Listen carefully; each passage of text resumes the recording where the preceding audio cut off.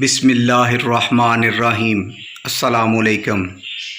حضرت ابراہیم علیہ السلام اللہ تعالیٰ کے برگزیدہ پیغمبر ہیں اور انبیاء کرام میں ان کو نمایاں مقام حاصل ہے۔ خانہ کعبہ کی تعمیر بھی حضرت ابراہیم علیہ السلام نے فرمائی۔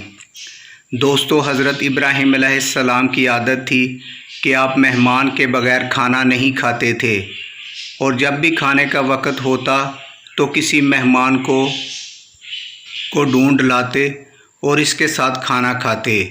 اور یہاں یہ بات ذہن میں رکھیے گا، جو کھانا مہمان کے ساتھ کھایا جاتا ہے اس کا حساب نہیں لیا جائے گا۔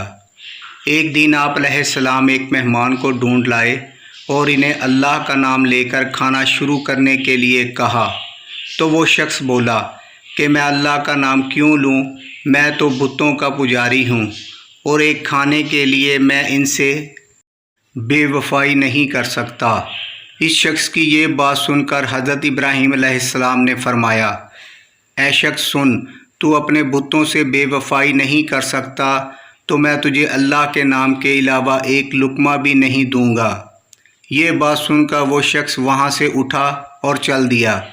فوراً ہی حضرت جبرائیل علیہ السلام وحی لے کر حاضر ہوئے اور فرمایا کہ اے ابراہیم، اللہ تعالیٰ نے فرمایا ہے کہ آپ نے اس بندے کو ناراض کر دیا۔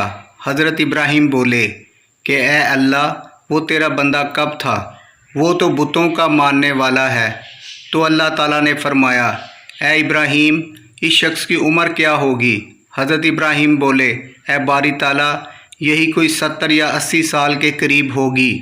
تو اللہ تعالیٰ نے فرمایا، اے ابراہیم، اتنا عرصہ ہو گیا میں اس کو کھلا رہا ہوں اور آپ ایک دن بھی نہیں کھلا سکے۔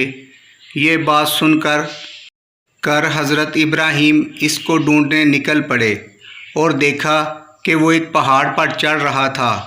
آپ نے اسے آواز دی کہ آؤ اور کھانا کھا لو۔ تو اس شخص نے جواب دیا کہ کھانا تو کھا لوں گا مگر تمہارے رب کا نام نہیں لوں گا۔ آپ نے اس شخص سے کہا کہ نام لینا، آؤ اور بس کھانا کھا لو۔ پھر جب وہ شخص دسترخوان پر بیٹھا اور کھانا شروع کیا تو اس نے کہا، پہلے تو آپ بڑے غصے میں تھے کہ اللہ کا نام نہیں لوگے تو کھانا نہیں دوں گا، تو یہ اچانک تبدیلی کہاں سے آ گئی؟ آپ نے فرمایا، اسی رب کا حکم آیا ہے کہ تمہیں بھی تو اتنا عرصہ ہو گیا دے رہا ہوں، تم ایک دن بھی نہیں دے سکے۔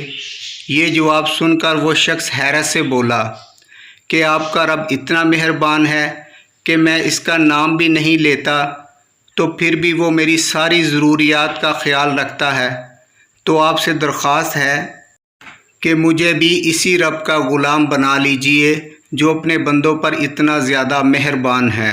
سبحان اللہ۔ دوستو، اللہ تعالیٰ اسے بھی دیتے ہیں جو اسے مانتے ہیں اور اسے بھی دیتے ہیں جو نہیں مانتے۔ بغیر دیکھے تقسیم کرنا میرے اللہ کی سنت ہے۔